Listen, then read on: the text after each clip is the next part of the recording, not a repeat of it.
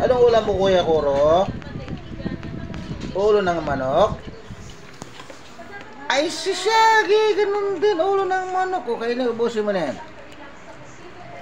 Si Kuya Bantay. Kuya Bantay. Ay, busy si Kuya Bantay. Oh. Kanya-kanyang kain. Pati ito.